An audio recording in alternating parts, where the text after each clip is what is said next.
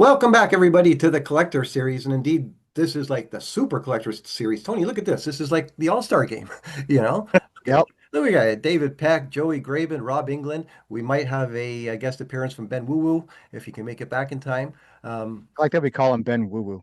That's his whole name now. It's Well, I knew Ben a kid. Woo. I knew a kid. I had a friend when I was young named Ben Wu, a young Asian kid. So that's sort of what I think about whenever I say it. But look at this. We're talking. We're gathering today specifically because last night, yet again, a Hulk Hogan All Star got a huge number, $103,170, making it the third highest wrestling card price of all time.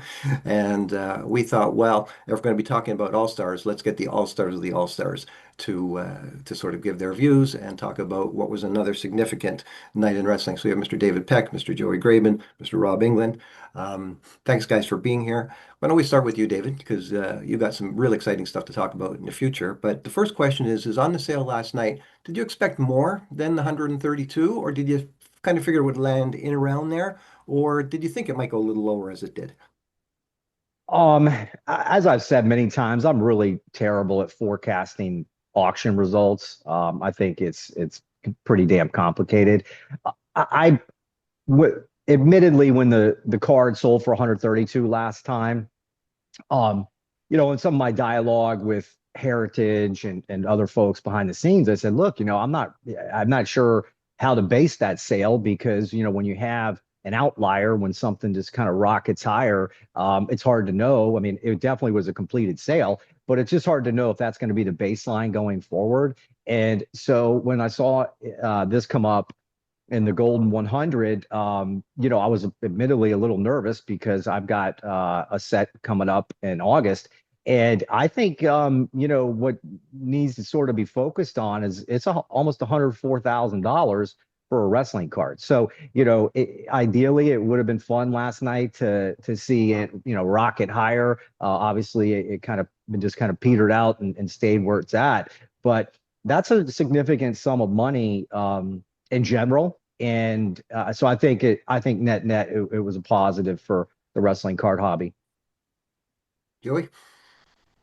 Let's see. Okay, so again, like I said before, I think that Dave's set being for sale soon greatly impacted what happened last night. I think that if Dave's set wasn't coming up, I think you would have had a lot more action at the end.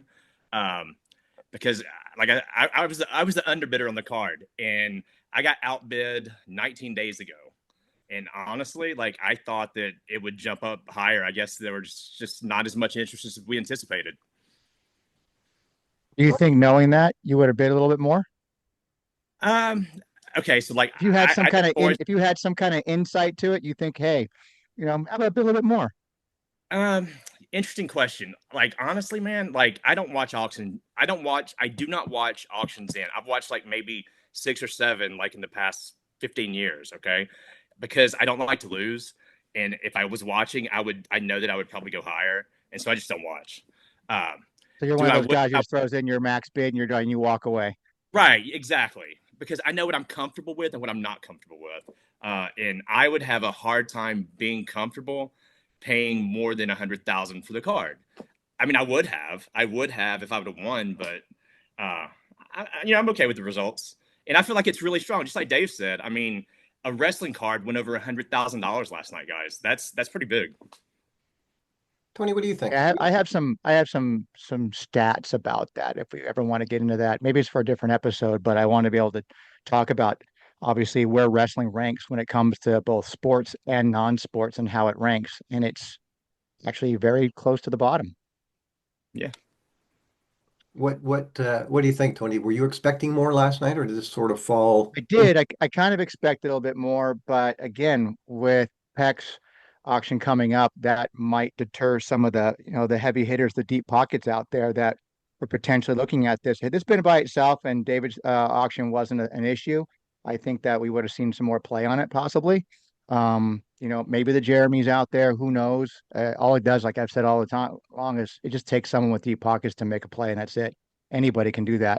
I mean, shit, it doesn't have to be a Hogan. It could be a Brutus Beefcake for all we know. It just takes one. And so yeah, I think maybe David's upcoming auction maybe hurt this one a little bit. But I mean, it's nothing to sniffle at, man. Six figures is six figures for wrestling cards. It's amazing. Rob, what do you think? Yeah, so when you're talking to David about 132,000, for me that wasn't the barometer. I was thinking more six figures, and anytime you see a six-figure card from the 80s, mind you, in a PSA 9, I think that's a win. Now, do we wish it would have went higher? Of course, but there could be factors, time of year, prior to the national, graduations all over, David's, sale that's not only going to have a Hulk Hogan 9, but a Ric Flair 10, which I think is really what a lot of the premium collectors would be after. Um, and I think it's still, it's a top pop, but it's a 9. And I think sometimes the heavy hitters, they love that number of a 10 as well. But I think it's a win. I think it's just a little unusual that it sat there for a couple weeks at that price and it didn't move at the end. And so that's why I think we're sitting around here just kind of wondering what happened. No, Is it really unusual though that it sits where it sat? Because this 9 might as well be in this particular part of the hobby. It might as well be a 10 because one doesn't exist. So it might as well be. I know, but for wrestling collectors, we may understand how hard it is for that Hogan to 10. But if you have somebody that's not from wrestling, people love 10s. Don't you And think someone who's going to be bidding that kind of money would do a little bit of research to find out that this is it? This is the top pop. but the possibility that a 10 could come out there and then thinking, oh, I just spent $150,000 and now there's one better than that, that's Well, aliens might exciting. exist too, but I don't, Now, I mean, At this honestly, point, Rob, yeah. one of the things that I mentioned, I think, to you, Tony, and David yesterday was that in this auction itself, it was a very meaty auction. There was a Logan and dual LeBron Kobe that sold for 1.16 million. There was a Steph Curry autograph in there that sold for 300 and change, and a few others that beat the Hogan, in fact. And both you guys thought, nah, this probably doesn't have any impact, but do you think it might now? Potentially, that there was just, the big money was there that went to this auction, and clearly they were spending elsewhere. But for me, wrestling cards are still not on par to those comparisons. It's just not.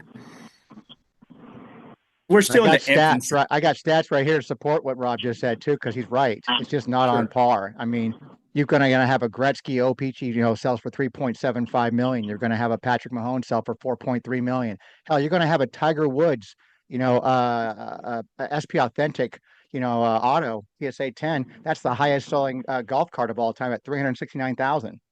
So I mean, wrestling's not even. I mean, Caitlin Clark has a card that sells for 366,000 for WNBA, and wrestling isn't even anywhere close to that.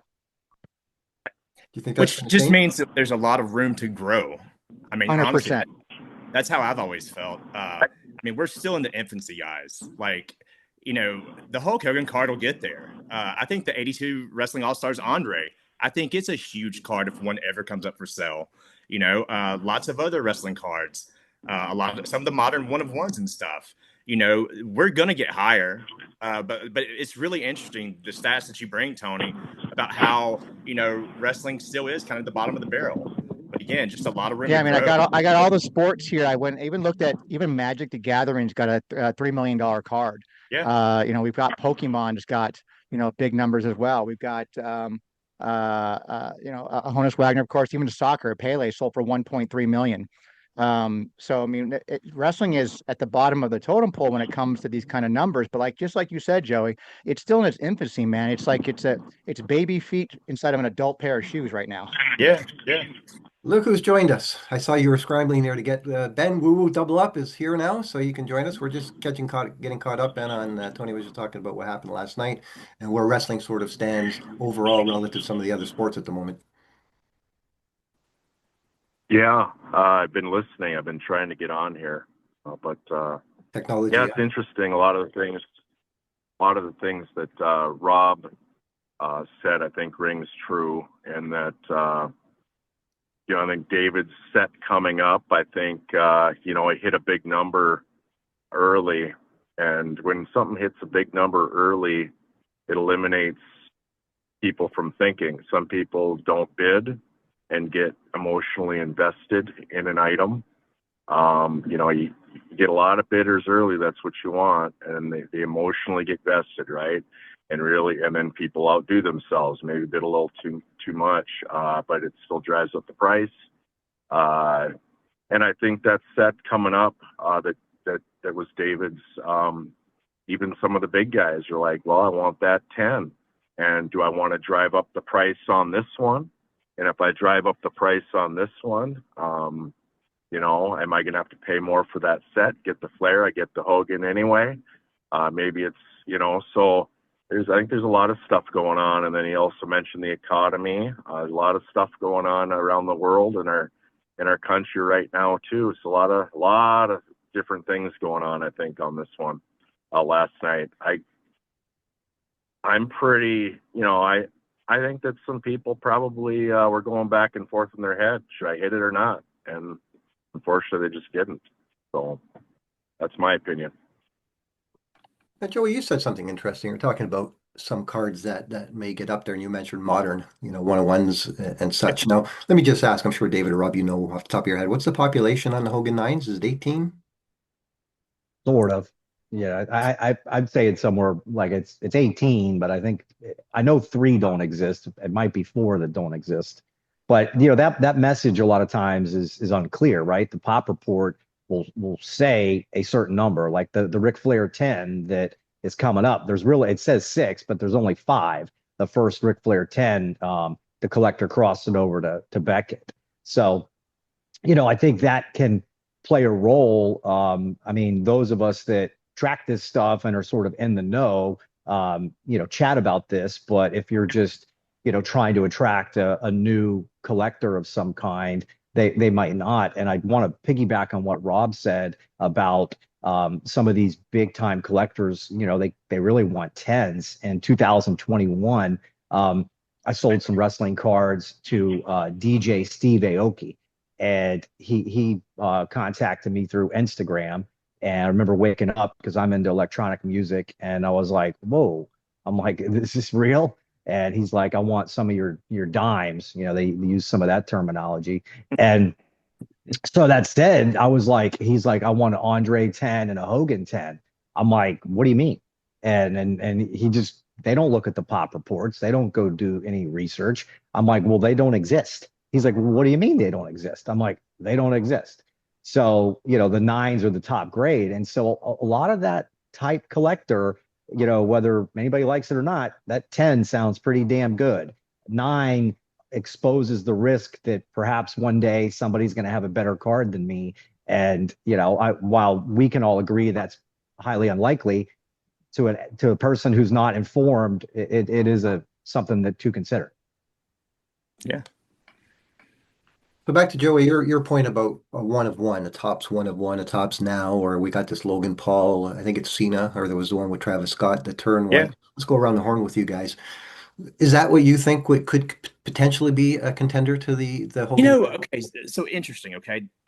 I think the Logan Paul card is really interesting, okay? Because it brings out a totally different breed of collector, more of a pop culture collector. Do I think it would go that high? Yeah, absolutely.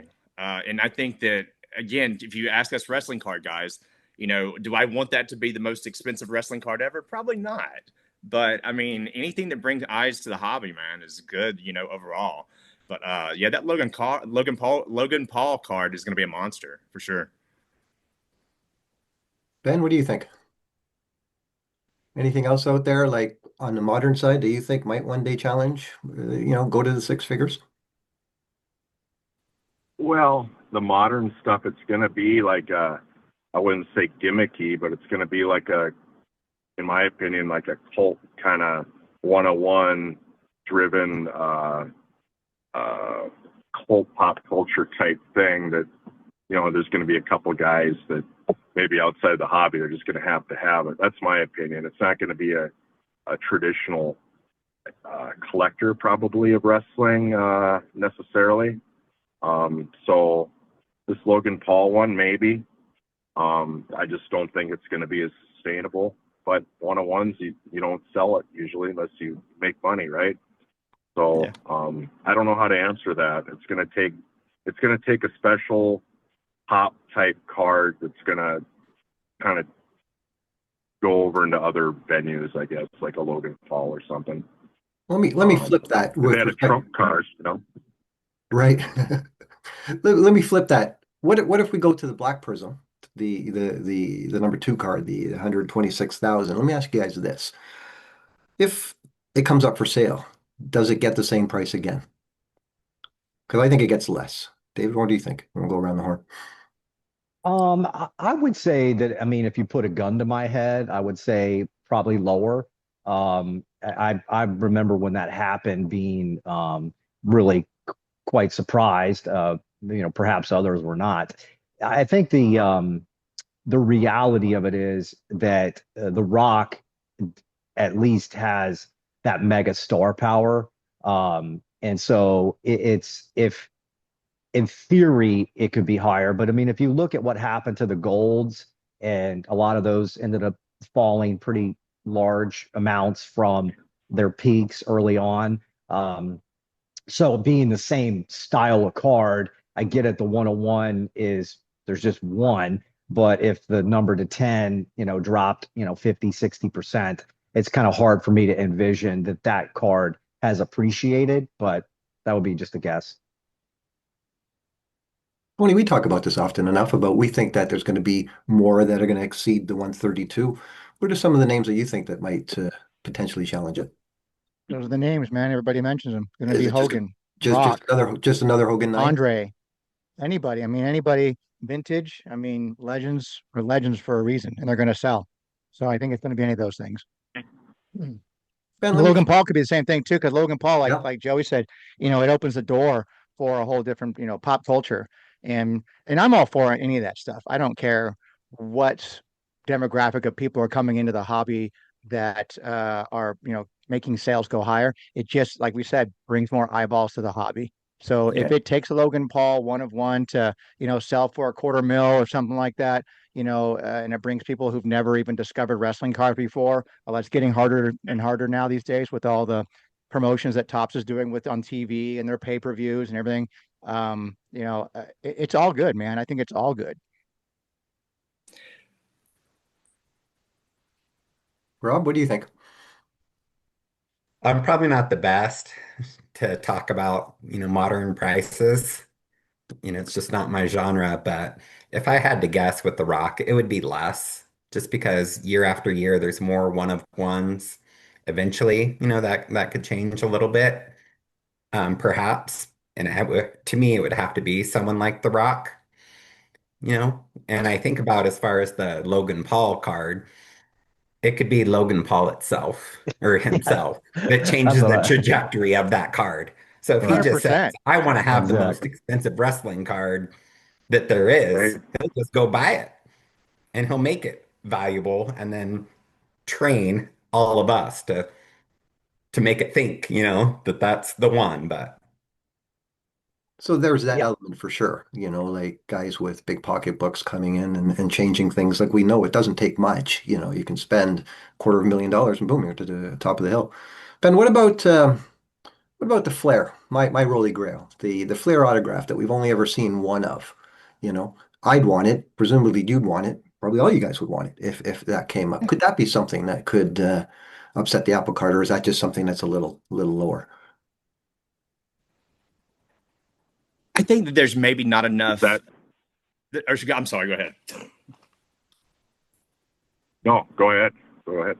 Oh, I mean, I was just simply going to say, I think like with the Flair card, I think that maybe not enough people know about it. But if one pops up, yeah, that's going to be huge. But I think one of the interesting things that nobody's really said about, because I also think that if the Black Rock, if it's sold today, it would go for less. Okay, but the reason I think, okay, so Hogan, Flair, and now the Rock. Okay, like all of these guys have had negative press recently. Okay, maybe the Rock less than the other two gentlemen, but you got to think that in the eyes of like wrestling or pop culture collectors, which wrestling does appeal to, that maybe these are things that also affect how much the Hogan sold for last night. You know, uh, he gets You don't booed in think these L.A. guys are, you don't think these guys are, as I've always said, they're bulletproof in that sense? We've had some serious allegations against some of these guys in the past, for whatever, we all know about. And it doesn't seem to really affect their general overall pricing on that. It just seems like these guys are bulletproof. This isn't like having a Velveteen Dream out there, screwing himself over kind of thing, where he's, I got to pay someone to take a card from me. This is Hogan. This is Flair. These are legendary people that, again, are bulletproof. Yeah, I mean that good points. But Flair, I mean, God, man, the more he tweets, The big you more know, trouble he gets into. bro. Legendary wrestlers, maybe not legendary people. Yeah. Yeah, Correct. Yes, exactly. I separate the two, Yeah. like I'm a massive Hogan fan and Flair fan, and what they did in the ring, the Horsemen, what Hogan did on his original run, that's what it is to me. The man afterwards, it's like 9 to 5. They go, you know, for me, it's we're recognizing what it was at that time. But the reason why I asked about the pop earlier is because we got 18, 19, whatever it might be, some are cracked and then you lose track of them. Um, but that's a card that's going to continually, we've got two now that have reached six figures, where versus these other ones that are just one of ones, So that shows me the staying power of the Hogan Wrestling All Stars 9. There's nothing else like it across the board, I don't think. We haven't identified anything, at least in this discussion, that would be a contender to that card. I mean, the next Well, card, with that regard, though, Paul, like, Rob would know probably, and Mr. Woo Woo here would probably know. Uh, we have some of those earlier Hogan cards. Do you think any of those ones from Japan? You think any of those are going Osmos, to the be a Poppies, contender, Osmos. possibly? What do you think, Rob? I think there's a definite possibility because we know there's some Popey or Poppy, however you want to call it, PSA 10s out there that would appeal to the PSA 10 crowd. Absolutely. Another card that I've had strong offers for was the Andre 73. I've had a $60,000 offer for that card. That's the paper And card. yes. And I did not accept it. And they were expecting a counter offer. And so I don't need to sell it at this time. So it just sits, but I declined I that. think those are some strong contenders there. That Andre, the early Hogans, those are some strong contenders to push six figures. I don't think anybody in this group is really talking about right now. Now that I'm just thinking of it I now like, because we're having this conversation. yeah, I Absolutely. like the Maru Show. I think the That one Maru too. Show, Hogan, in my opinion, has some pretty big upside. Being it's a beautiful image with the cape. It's black, so it's very condition sensitive. It was pack pulled, if you will, semi pack pulled. I guess that doesn't matter because the was, in theory, was a brick and not a pack. But I really like that one. It's a little undersized, but I think that's a sleeper, honestly. The Well, Maru let me Show tell you a set. story, Ben, on that one. Uncle Danny, who unfortunately couldn't be with us today because of Father's Day, he actually sold his Maru Show this past week, and I'm not going to share the price only because Yep. the buyer requested that it stay quiet. It wasn't six figures, but it was a very, very significant Well, sale. how do I know the price, then? What's that? How do I know the price? I think Danny posted the price. I Oh, thought did he? I think he made it pretty public. Oh, Yeah. did he? Okay, so when Uh, when it first happened and we were talking about it, he told me about it, but said that the buyer wanted it to be kept quiet for the time being. So I took that to mean that that was something that wasn't going to be published. Happen to your audio. okay. Yeah, so if we know the number, but it wasn't a six-figure card, but Tony, it would make our a top of the month, top of the quarter. It was like a significant a sale just on that Maru Show. And if you ask me if someone says what's going to be the thing to beat the Hogan 9 All-Stars, I'm going to say another Hogan 9 All-Stars, Ben, not to put you on the spot, nudge, nudge, wink, wink, but you got one, Joey, you probably got something kicking around, they're out there one day, these cards. David, you've got one of your two that's coming up soon, and I want to get into your auction in a moment. But that's my thought is that, yes, there are the early Hogans, possibly, certainly anything that Topps decides to put energy into these WrestleMania patches. They're putting so much juice behind. That could be something again to the right person with deep pockets. But I believe that it's another Hogan 9. That's gonna set the record. When What is the about agree the with you, Paul. Sorry? Oh, when's the I'm gonna just interject we're all there. jumping in here, but Yeah. I hope you're agreeing. Well, I was going to ask, No, like, I when's think. the last time? Or go ahead. Go I'm ahead. sorry. Go for it. Go, Joey. I was going to say, when was the last time a Flair PSA 10 sold? Because to me, that would be a super interesting auction if it happened at Golden or Heritage. And I know that Dave's going to have one in his set, but a standalone Flair PSA 10 auction, that's really interesting. Danny bought one last year, and I don't recall the price, but it was up there. Was it like 15-ish, Tony? Do you remember? No, he bought a signed 9. He didn't buy a 10. There has not been one transact since He Gary bought V he bought he them. bought it. He bought a No, signed something last year, yeah, significant. but we're talking about a PSA 10. There's no signed 10s. Okay, so there was just a 9. Yeah. But Yeah, a No, the I Flair think I agree. 10, the Flair 10's a big card. So huge card. I think It's a honestly, I think a Flair 10, I think that's over $100,000 card. Have we not seen one, David, could be. in the last little while? no, There hasn't been no. one. The last one to sell was the Gary Vaynerchuk on the private market, and there's only 5 of them, and there's 2 in my collection. Gary V, Ray from Hawaii, and Greg, the attorney from Miami. So that card is in strong hands too. Yeah. So that could be one. Let me say this. I'll say this right off the bat. If one came up for auction and I liked it, and there was one other person that was going to go 100 grand on it, it'd go for over 100 grand. So there you go. So, Yeah. so Ben, you're the record breaker. You're the record breaker in waiting. man. I like what I'm hearing. I'll just say that right now. So if there's one out there that someone's on the fence of putting up, Wink, go wink. right ahead. But, yeah. But I do think that a 9 Hogan, I think the thing that's holding that back is some things like we talked about already. Some of the outside influences, some of the things that he did, maybe people, because you need crossover, you need more people coming into this thing. I also think there's a lot of gray going on right now. There's a lot of haters out there, and I wish we could all just get along. But I think what this set needs is education. We get of how these things are graded, why they're graded. You see just out there people posting that would be a 7 at best.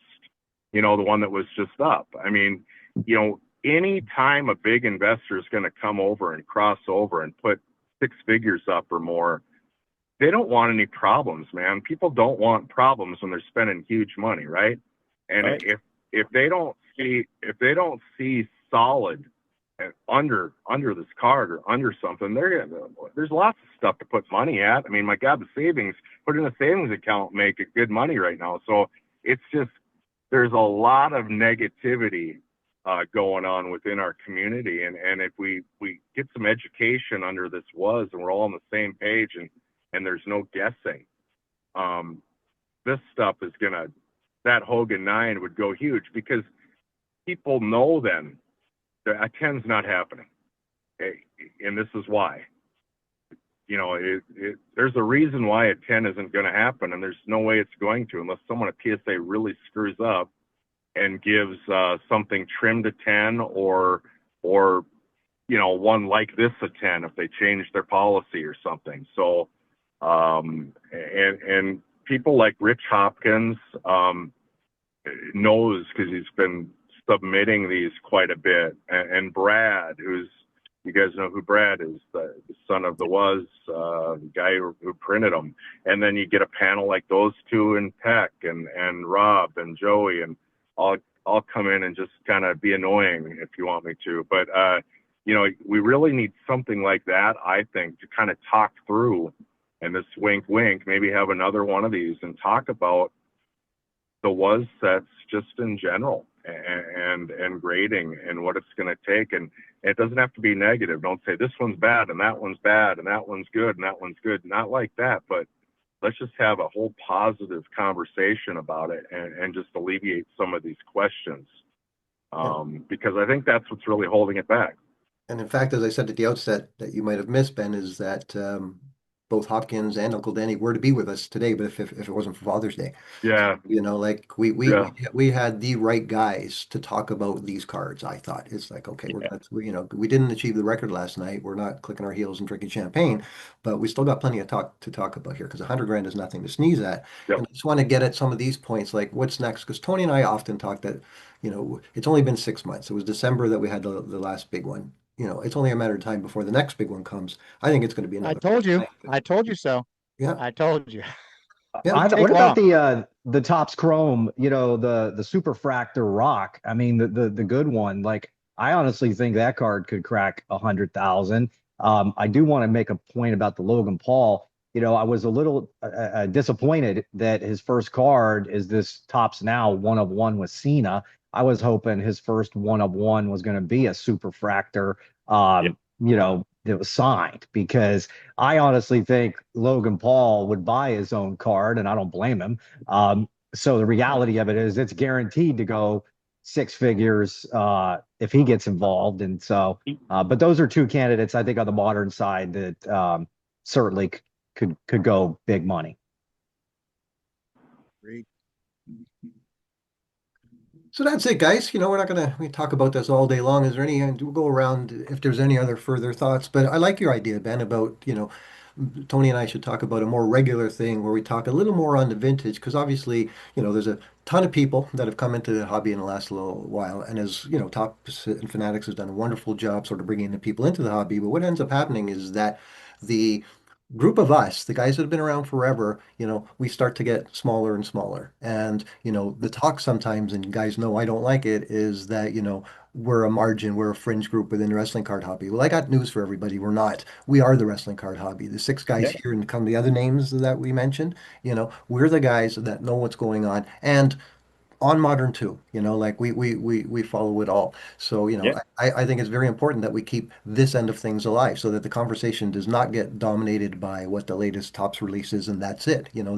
There's a lot of people out there, as David will testify and Rob will testify, that are very, very, very interested in this end of the hobby, the high Well, end we talked about it briefly in our little chat, Paul, with Ben topic. here. I think it'd be a great series down the road here. I mean, depending on our lives here, to have little segments, 15, 20-minute little segments where we talk about even just a card. Remember, Chef Carl wanted to Yeah, I wanted to do that do a series. series where he took like, a Wahoo McDaniel cards like that, and then wanted to educate about who he was, what the cards were related to him, kind of thing, and do a little deep dive to educate people about a specific wrestler, tied it into a card. And I Yeah. think it would be kind of a cool series to talk about some of these vintage cards, any cards from any era, really, to really just have an educational series of like educating both the wrestler and the card, and how it all ties together. And I think it would be just as entertaining as it would be educational. There's a lot of guys out there that are in our age vicinity Yeah. that have decades worth of experience in watching wrestlers, and they know who Luthez is, they know who Dory Funk Jr. is. These kinds of cats like Joey and I, we often back and forth because we lived the same life. Watching these guys as kids Exactly. through to adults. All right, before we wrap it up, David, any last thoughts? In regards to this modern Just, stuff, or what? yeah, just anything Oh, else before we? well, I I mean, think like we're gonna talk again before your auction, obviously, and get into it in more detail. Give yeah, people yeah. details No, and I all that think, I stuff. mean, like back to the Flair WCW. I mean, I think the other issue that just always has to be taken into consideration is who collects the stuff, right? So, for example, like Joey and Ben are big spenders. Like they're 100,000 doesn't scare them off. I've never spent that much on a card, right? So when you start looking at the WCW autograph set, the British Bulldog card, I know is sold for, say, let's call it 10,000 or thereabouts. It's just to be a reflection on, in that market, how high are people willing to go? Is it 25,000? Is it 50,000? It's hard to say. And so I think that is thought of as a Holy Grail card. So if you had a couple people that are not afraid to spend, and wanted it, I mean, it could go high. I think people are under, I mean, $100,000 is $100,000. It's not like we're talking $1,000, I mean, or $400. So, when you have like Ben mentioned, savings accounts, they pay 4%. So you can, or the stock market, cryptocurrency. I mean, there's a lot of places, real estate, where people can put money. So when you start getting into 100, 200 million dollars, you need somebody with real disposable income that can park that. And it's just not as, it's just a small group of people in reality. Right. Rob, any final thoughts? It's about the Wrestling All-Stars Hulk Hogan PSA 9. And after COVID, many cards cratered as far as the value declined, but that Hulk card continued to go upstream. So for the long-term outlook for that card, I think it's great. And as you said earlier, Paul, the next record-breaking sale could be that Hulk Hogan PSA 9 All-Star. It's going against the grain, which for future, value, it's still the card. Yeah. Joey? I think for me, what would be really interesting if if more of the stars from the Attitude Era, and I'm thinking Stone Cold and The Rock, if they really had, true rookies, like for Stone Cold, everybody talks about the chroming. I've got a really nice PSA 9 chromie that, it's not one of my favorite cards because it's a cheap looking card from Argentina. Okay. And, his other big card is the WCW magazine card. But what if Steve had like a really, really nice rookie that was really, really well known, kind of like the Hogan that we're talking about. And to me, that would be interesting to see what would happen with those cards, because those guys are still regarded as huge stars as well that really took the business to another level. So, it's just interesting things to think about, I guess. Yeah. Ben, and thanks again, by the way, for hopping on. We know that you rushed to get here, and I'm glad that you're able to join part of the discussion. What are your final thoughts? Yeah, you're welcome. Sorry I was late. Doing the Father's Day thing. So, yeah, I mean, all you guys make great points. We're kind of all over the board. David, I agree with what he said. The offshoot of the savings. I think the Flair WCW actually would hit 100 grand too, because it's niche, but it's also one-on-one and an iconic. I would bid 100 on it just for you to set the record. Well, there you go. Schiller. But no, but that would, I have that set and I'd be a player. So but Joey, yeah, I mean, man, you're right about all of that stuff, all that Attitude Era stuff. There's no like set, like traditional set, and then you want the autograph too. But I'm with Rob. I think that the Hogan, I think the 82 Hogan, the 82 set, 82, 83 set, you guys were all ahead of the curve on this thing. And I'm I don't want to be a suck ass here, but I'm honored to be here. I think you guys get a lot of flack from people online, and it actually irritates me a bit because you guys are truly kind of the goats of the set. And when people kind of start piggybacking on, and I guess I'm one of those from learning from you guys. And when they try to say, I got a better one because it's a newer slab or yours is, it just irritates me. Well, because you guys were the ones and you had your pick of everything then. No one else was there. Now everyone's picking on and trying to kind of, you know how it is, irritating. It's in business too. You never want to, it's annoying when people try to tear down the big dogs on the top, because it's actually kind of pathetic. But I thank you guys for having me on here. And that is set, in my opinion, 82, 83, A and B. I think that's going to drive everything. And I think the key is getting the education under it and the support, because I don't think there's even anything close. It hits all of the greats and all the history. So Hogan 9 for me, baby. And the proof is in what I purchased too. So I'm all in on it.